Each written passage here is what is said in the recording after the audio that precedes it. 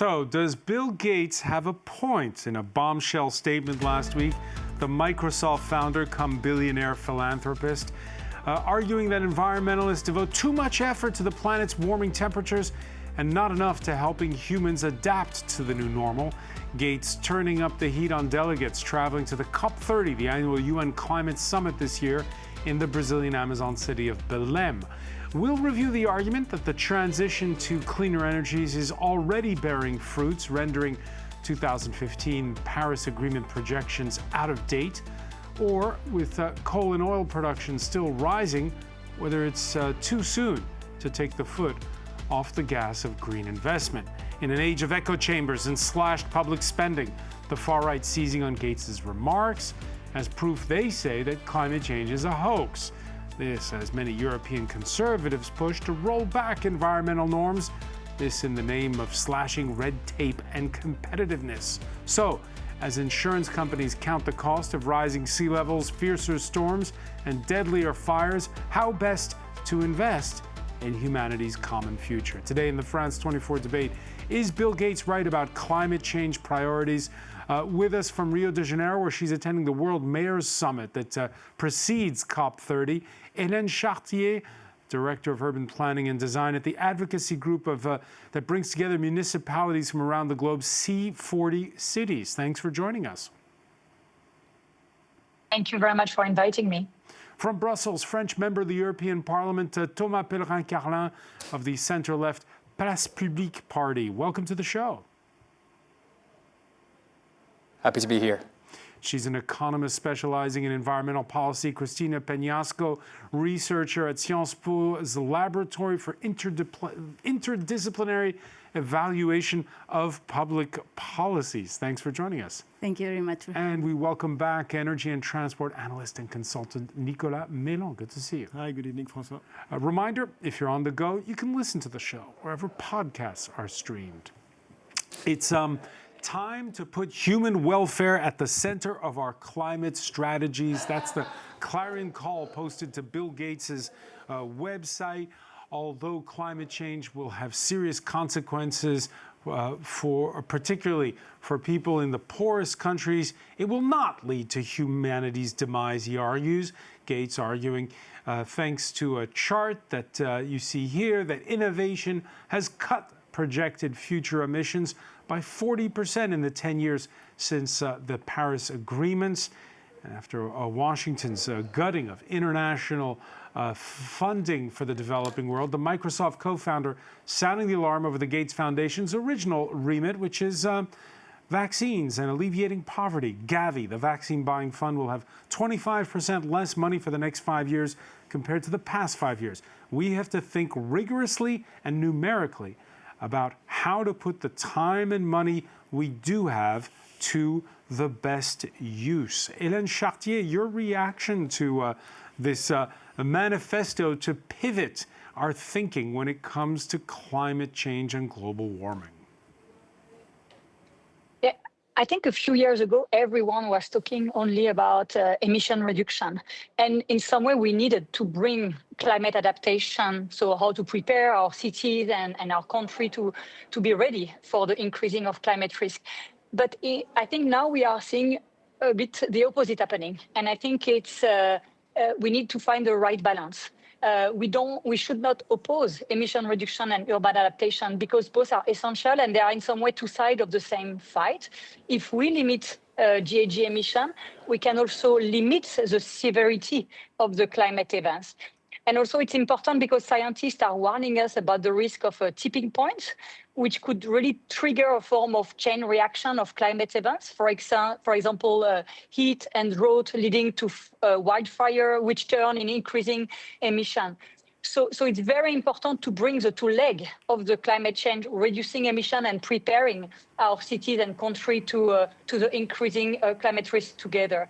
And I would say just one more thing, it's also a matter of solidarity and equity, I would say, because it's clear that global north countries produce far more emission per capita, while the residents from Global South will be the first and the hardest to be hit by climate impact. So Global North countries like France and others have also responsibility to try to reduce their emission in order to limit the scale of the climate crisis for them, for the people in the Global South, but also for ourselves. So I would think it was right to find a balance in the debate, but we need the two to keep the two elements together. Thomas Pellerin-Carlin, in fairness to Bill Gates, he does not say to stop trying to fight global warming. What he simply says, as you saw in that little excerpt we showed, is that there's really not enough money to go around. You have to pick priorities at this point in time because of dwindling public funding, and the priority should be on human welfare, as he puts it.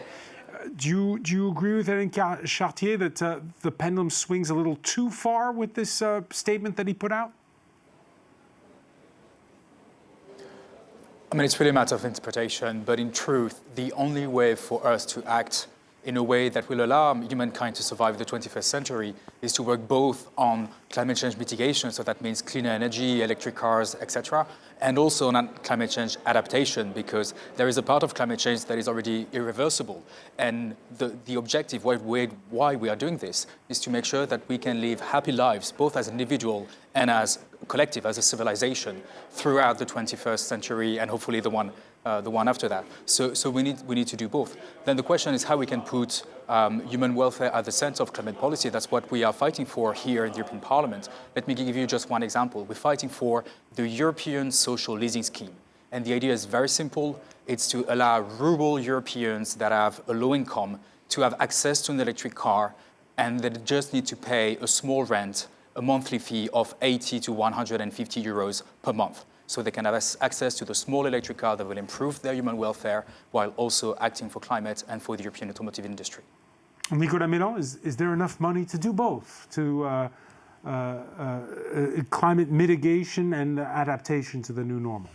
Well, if you look at what was done a couple of years ago by Nobel Prize, I think Mr. Stern, he evaluated the money that we needed for the transition to be $1,500 billion per year.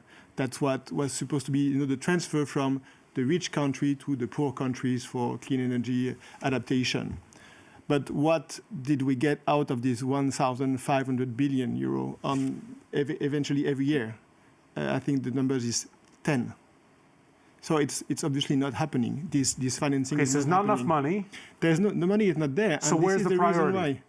Well, the priority is, I think we're getting to the 30th Conference of Parties. We started back in 1995. And it is the 30th almost year in a row that emissions are still increasing. So I think we are missing a piece of the puzzle. And this piece of the puzzle is very easy.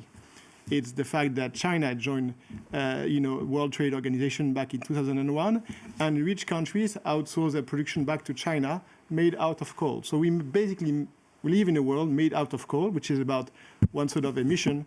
And the only reason why emissions are not decreasing is because emissions in China up to now have been increasing. So let's take example of France. France, we consume a lot of coal, not in the central plant because we have nuclear, but in our importations. More than 50% of our carbon footprint is our imports. And we do nothing about it. Stuff that's made with heavy industry. Of course. Cristina Peñasco, what was your reaction when you read Bill Gates' statement there? I was very surprised, given that he wrote a book in 2021 calling about the climate change disaster. And it's true that he doesn't mention this idea of a hoax, but somehow he's putting priorities and ranking things that cannot be ranked. He's opposing the view of facing or fighting poverty, fighting health issues with climate, while they are intricately connected. There is an endogeneity issue in this story of him. You cannot fight poverty without taking care of the climate, and you cannot fight climate change without adapting certain areas of the planet, a bubble in poor So why did he pivot between 2021 and today? That's a very good question. I think he's not wrong in thinking of putting welfare at the center of the issue, but the narrative is certainly pernicious, I would say. Pernicious. Pernicious. I think it's not the right narrative to face these two issues, and it's what's actual evidence is telling us. Scientific evidence is telling us that if we increase 0.1 degrees, he used this idea of increasing 0.1 degrees centigrade versus eradicating malaria. It's like, well, you cannot oppose these issues because they are connected. You increase temperature, you will have more cases of extreme weather events, and therefore you will have more cases of particular diseases, vector-borne transmitted diseases like malaria, for example. So, I don't know if there are other interests behind his statements, but certainly the narrative has changed. Thomas Pellerin-Carlin, are there other interests behind Bill Gates' statement? I don't think there are other interests behind Bill Gates' statement, but there are clearly a lot of interests that are fighting against climate action. I mean, if you make money by drilling oil and gas, which is the business model of Vladimir Putin and a lot of private and public companies all over the world, the oil drillers, the gas drillers, obviously they don't want climate action. They would be happy to see the world burn as long as they can have higher quarterly profits. So there are very, very strong interests, and we feel them here in this European Parliament, where we see the falsehood, the lies that a company like ExxonMobil, which is a foreign company, is spreading around here in the European Parliament, but more broadly, ExxonMobil has been funding fake science and fake news for decades on climate, and this is well documented even by the scientific community now. So obviously, when you want to act for climate, you make a lot of winners, but also there are people that are losing. The problem that we have is the people that are winning are not really potent today. The biggest winners of climate action are our kids. And our kids do not vote currently because they don't have the age to vote. And they are losers, and the losers tend to be all white men with ties, and they tend to be billionaires, and they tend to be ruling countries like Russia. All right, Gates's post, by the way, drawing a reaction from another fan of the pivot, the President of the United States, Donald Trump, saying, we just won the war on the climate change hoax. Bill Gates has finally admitted he was completely wrong capitalized, on the issue. Of course, that's not exactly what Bill Gates wrote down. Nonetheless, let me ask you, Hélène Chartier, you're at this conference of mayors. Currently, you're association co-chaired by the mayor of London, who's also crossed fences with Donald Trump, as well as the mayor of Freetown, Sierra Leone. But let me ask you, what's the view right now on the timing of this statement at this moment in time from Bill Gates? I think we should make a difference between what Bill Gates said and what Trump is saying. I think Trump is also using what Bill Gates is saying. I don't think at all, even if I disagree with what Bill Gates say, and I definitely think we need to both reduce the severity of climate change by continuing to reduce GHG emission and at the same time adapt. I don't think he said at all that climate change was a hoax. And I think if you hear what President Trump said earlier this year during the UN General Assembly, he was just mentioning that climate change is a hoax. And I think the day after, you have a lot of national presidents like the President Lula and cities coming together to say, this is not okay. This is disinformation. We need to push back and everything. So I think Trump is also trying to use what Bill Gates is saying. Bill Gates is going too far. I don't think we should pivot so far in the fact only focusing on climate adaptation. We need definitely the both action. But I think we can definitely see how Trump is trying to use this to continue his fight of disinformation and trying to kill all of the local leaders, the national government who try to continue to fight against the accelerating climate change. In 2017, Donald Trump pulled the United States out of the Paris agreements. The COP summits went on, despite the U.S. eventually rejoined. At the time, there were workarounds. Now, though, his administration is actively punishing those that try to curb global carbon emissions. There was a recent meeting of the International Maritime Organization. It was billed as historic because for the first time they were going to agree on a carbon tax for shipping. But the Financial Times this weekend, quoting 5 sources who attended, who explained how the U.S. delegation basically torpedoed the plan using bully boy tactics.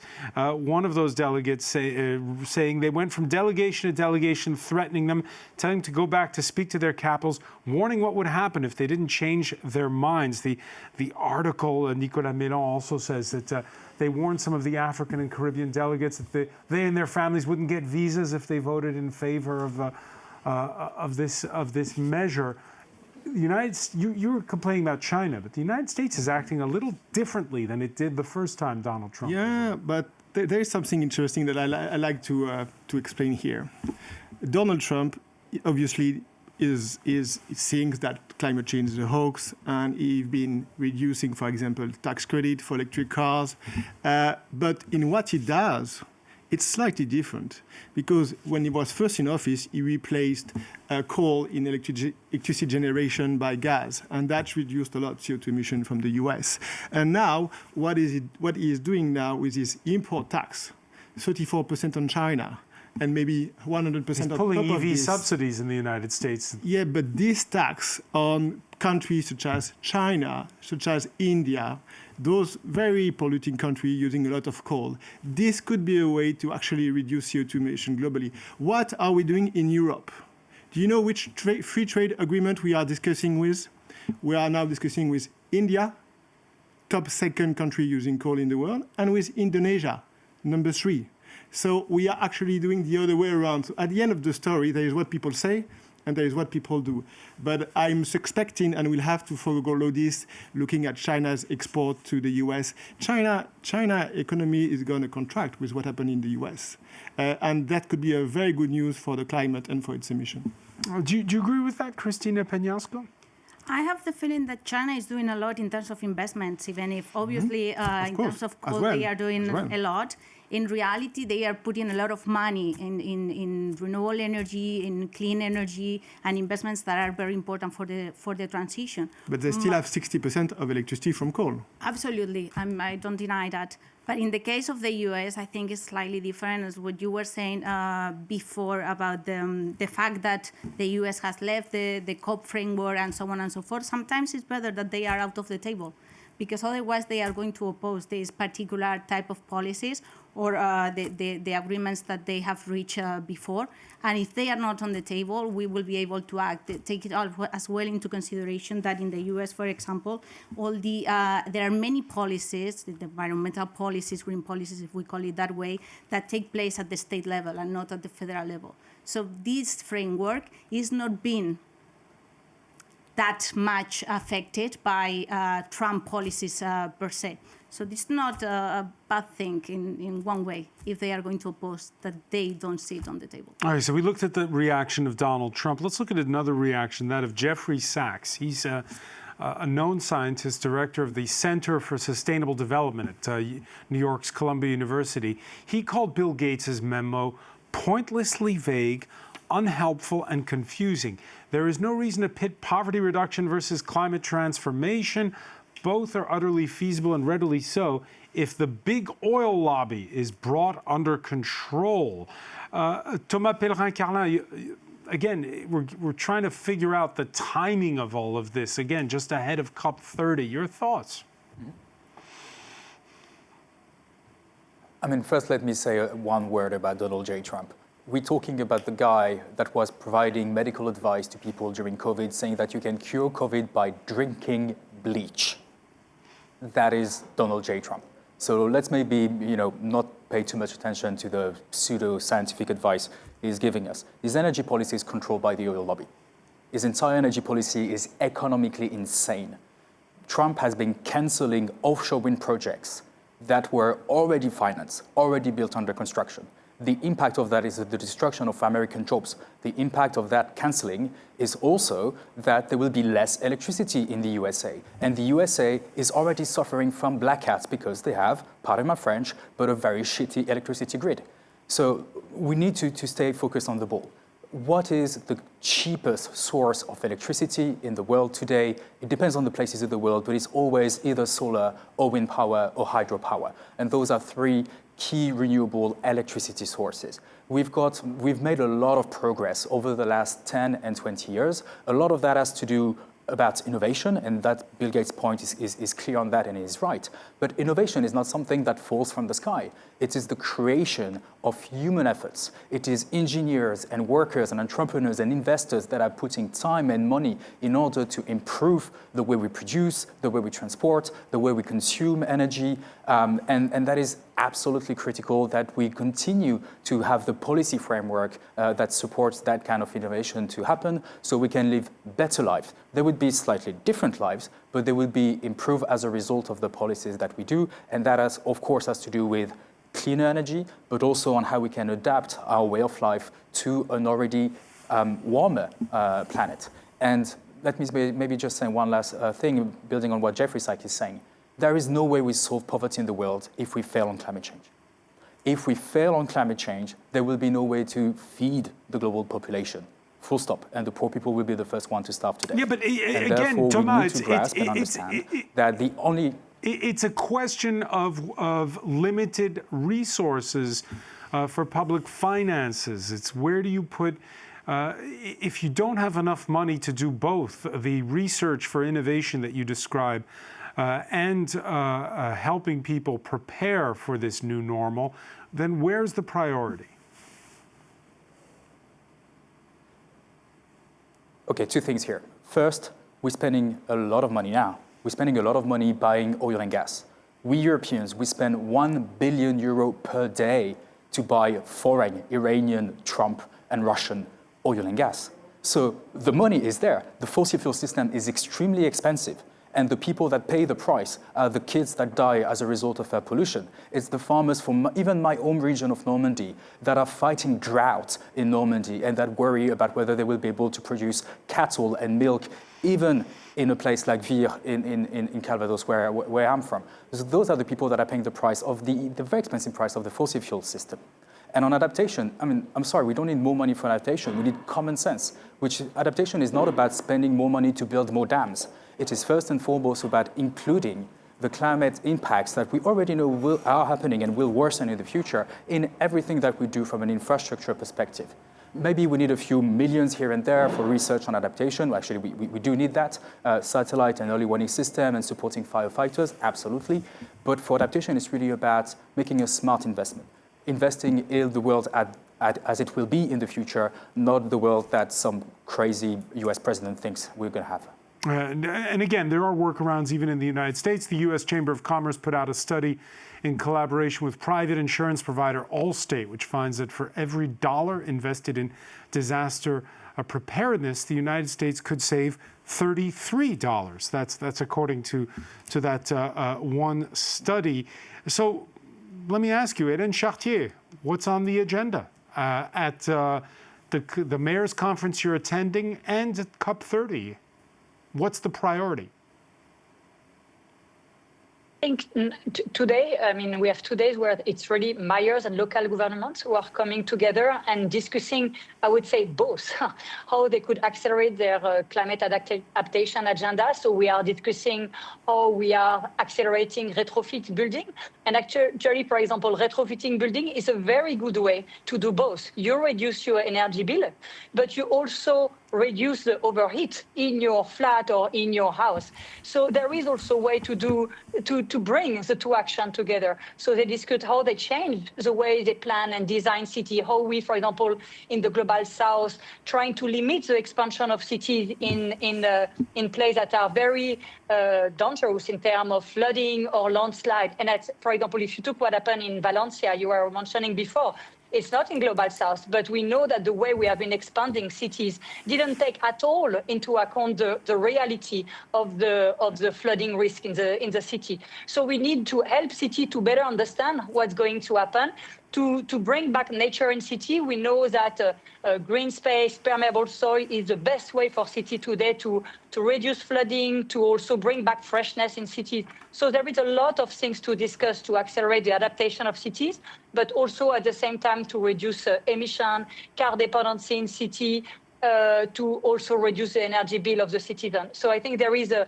plenty of discussion happening, a lot of commitment of mayor also. It's not just about exchanging ideas. They also commit, and it's very important. It's not the nation who's commit. A lot of cities today, for example, have committed on their cool plan, how to reduce urban heat in their cities. They have been also discussing on how they adapt the way they are developing their master planning policy to embed climate adaptation and climate mitigation in their master plan, in their rules of construction, to also discuss about flood and food plan, for example, of the city to reduce the consumption-based emission of their citizens. So there is plenty of discussion and commitment of mayors just ahead of the national negotiation that will take place in Belém in next week. And we saw it with Hurricane Melissa swinging through the Caribbean. Which cities had better or worse structures to prepare for such an intense and fierce Category 5 storm? We're talking about Seville. As wildfires raged in Spain this summer, the city saw the mercury climb to 48 degrees last June. But what's high on everyone's mind, is especially this Monday, is last year's flood, a flood that's the biggest in decades. Last week, the king led a state funeral honoring the victims of the catastrophe, more than 200 of them. The regional president came under copious boos at one point. Carlos Mazon, who this Monday tendered his resignation while at the same time shifting the blame slightly. Let's listen. I can assure you that if it were up to me, I would have resigned a long time ago. There have been unbearable moments for me, but above all for my family. I truly believed it would be easier to show from this position what happened during the emergency response, the information we didn't have, the aid that never arrived, and above all, that I could help rebuild this land after the devastation. But I can't go on.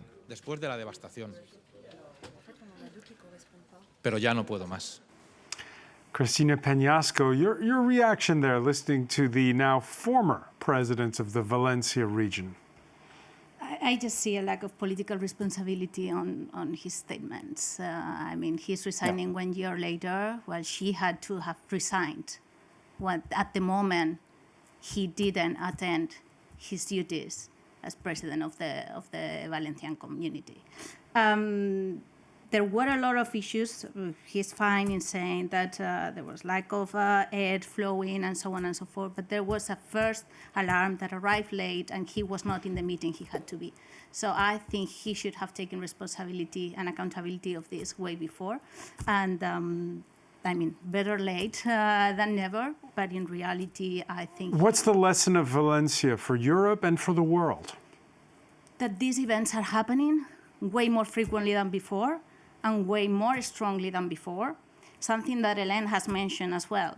During the real estate boom in Spain, we were constructing a lot of buildings in places in which we shouldn't have constructed buildings. This is something that we have to learn from in the urban planning that we are doing for the future as well. And maybe integrate as well the idea or how to communicate to the average citizen the risks and the uncertainties of this particular type of events, and what are the consequences? Maybe through participatory democracy or participatory budget, there is a way as well to create more awareness of this type of issues and what are the consequences. Thomas Pellerin-Carlin, you heard both Cristina Peñasco and Hélène Chartier allude to the call by some in the face of heavier rains for more protection of wetlands, places where the water can go in case there's heavier than expected storms. What's being done at the European level? What should be done? So we are currently working with my colleague from Malta, Tomás Bayada, on the water resilience strategy. And that is to do that we have a policy that allows both to avoid the negative impacts of drought, which are critical for our economy, especially for agriculture. And at the same time, we also avoid the devastating impacts of flooding.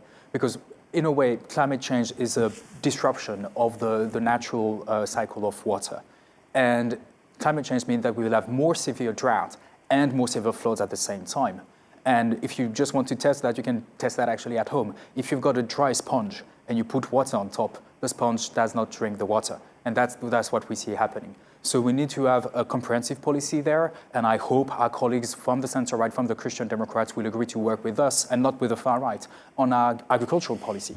Because that's one policy area where the European Union is massively big and where it is putting a lot of money on the table already.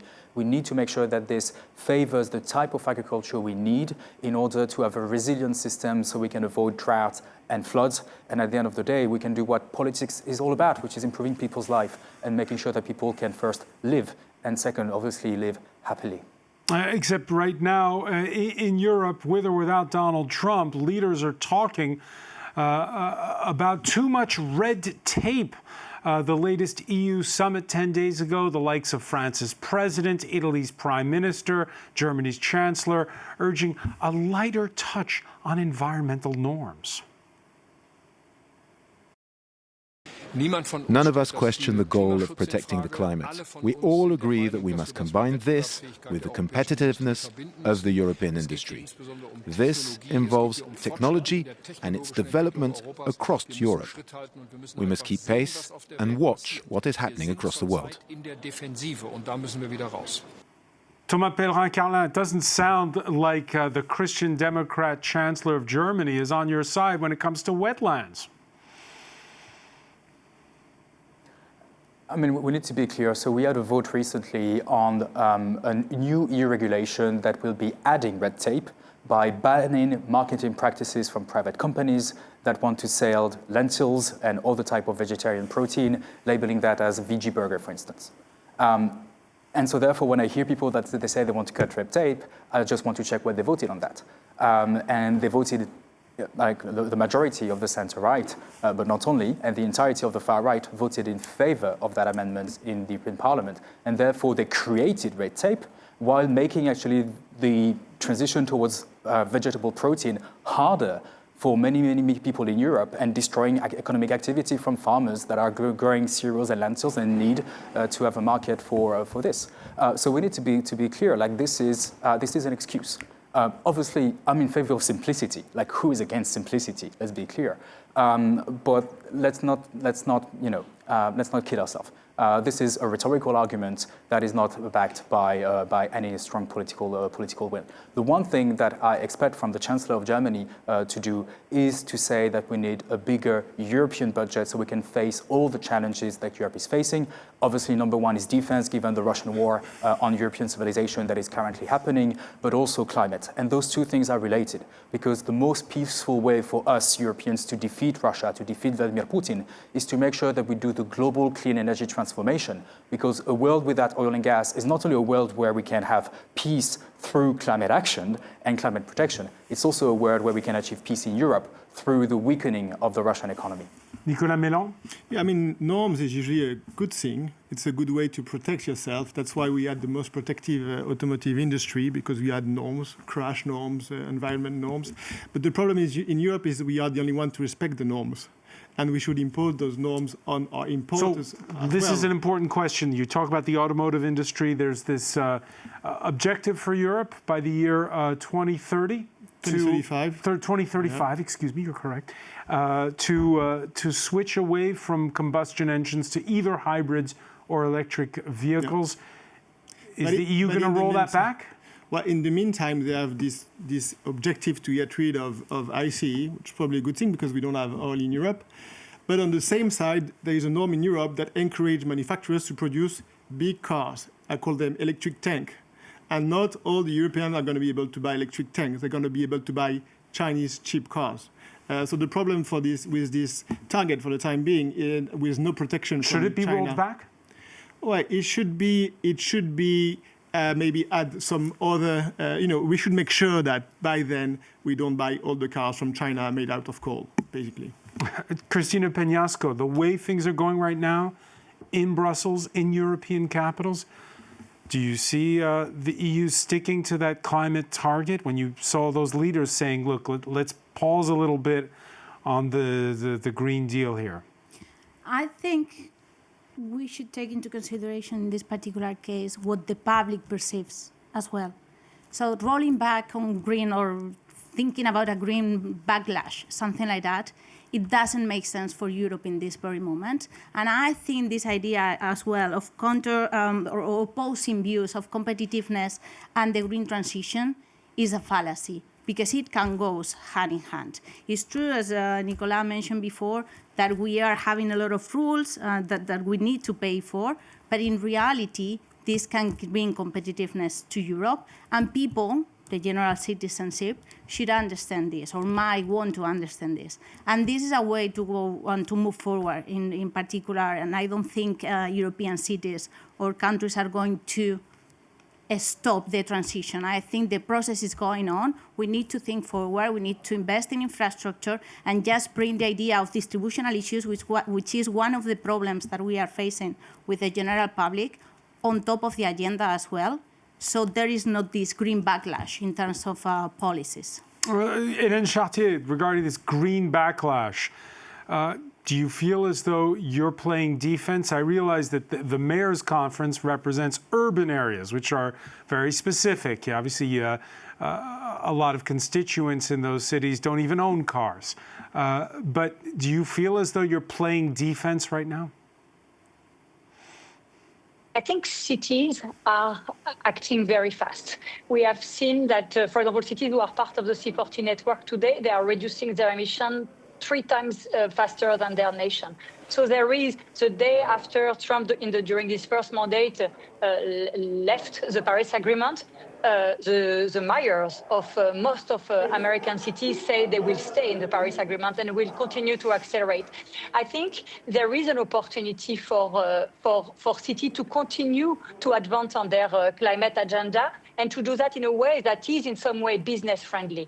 What they want business is to be aware, to have a vision, to understand what is the pathway. They want a form of stability. We have seen a lot of cities and countries, I'm thinking, for example, of the Nordic cities, where they have been define a very clear path, and so the industry is very ready, and in some way it can be a chance for them, because they prepare their industry and they become a form of global leaders on sustainability. So we see a lot of industry also in China. China see what's happening in some way in the US as an opportunity for them to accelerate a very green industry and to become the leader on this.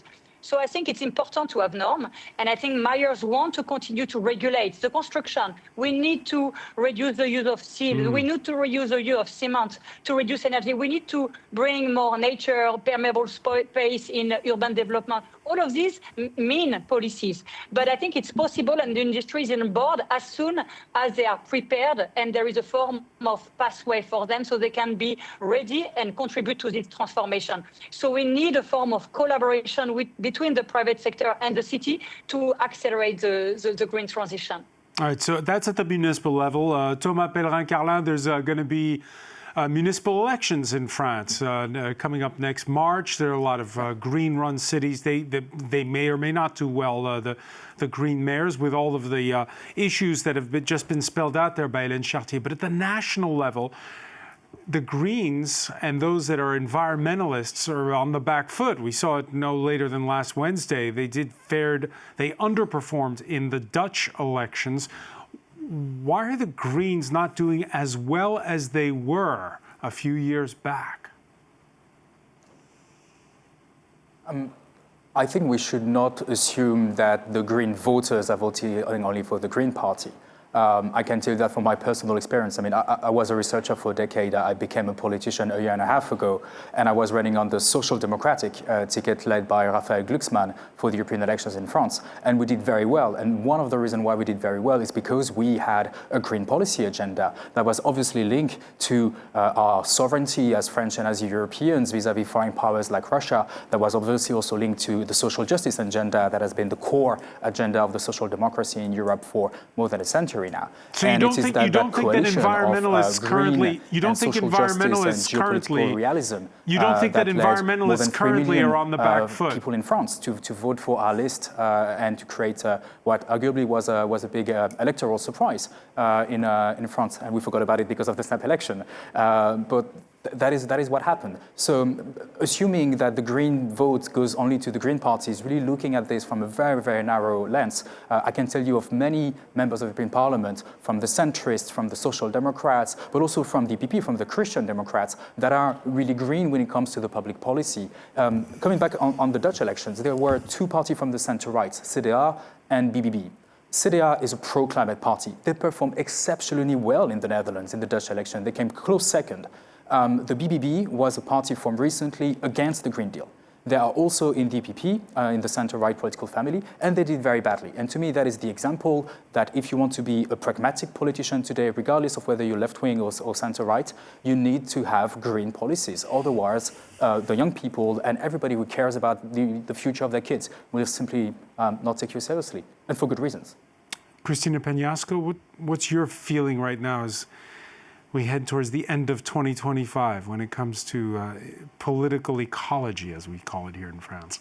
So the fears of the polls are speaking. In reality, what your question about, in particular, Green parties are losing ground. Even if there are people that are voting or with green interest that are voting for other parties, there is a reality they are losing ground. In my opinion, and I think what evidence says, is like there are two issues here. People are changing preferences, and it's not a matter of not worrying about the environment or not worrying about climate change, but it's about other issues related to inflation, other issues related to the war in Ukraine, to defense, to the cost of life, and so on and so forth, that might be impacting the voting for green parties that are perceived to focus exclusively on environmental issues. And maybe that's the reason why, as Thomas mentioned, there is basically rerouting of the green voting towards other type of parties. The second one is more related to citizen perceptions of the programs of these green parties, which is related to what I just mentioned. So it's not a matter of I don't concern or I don't worry about the environment. It's about which policies are being put in place and how they are affecting me personally in my daily life. And this global, or the average citizen, is actually perceiving these policies are not favoring them. I mean, we have the experience here in France with a Gilets jaunes. Yeah, the Yellow Vests, which started with a carbon tax protest. Exactly. So there is this kind of dichotomy, and what we are seeing is actually still people concerned about the environment. There is an increase. If we use data, for example, from Obscop survey, we are seeing that there is an increase in concern about the environment, but there is a decrease with time in relation to support for climate policies. And it's related to the sense of fatigue to certain segments of the population that are not seeing that these policies are putting their interest at the center or at the core of the outcomes that they should have. And that's why what I mentioned before, it's very important to take into consideration this distributional aspect of particular policies. Thomas mentioned as well that there will be winners and losers, and we have to find a way to compensate these losers. And maybe the citizenship is not seeing in green parties this particular type of objective. Cristina Peñasco, I want to thank you so much. I want to thank as well Nicolas Mélan, Hélène Chartier for joining us from the Mayor's Summit that precedes COP30 in Brazil, and Thomas Pellerin-Carlin for being with us from the European Parliament in Brussels. Thank you for being with us here in the France 24 debate.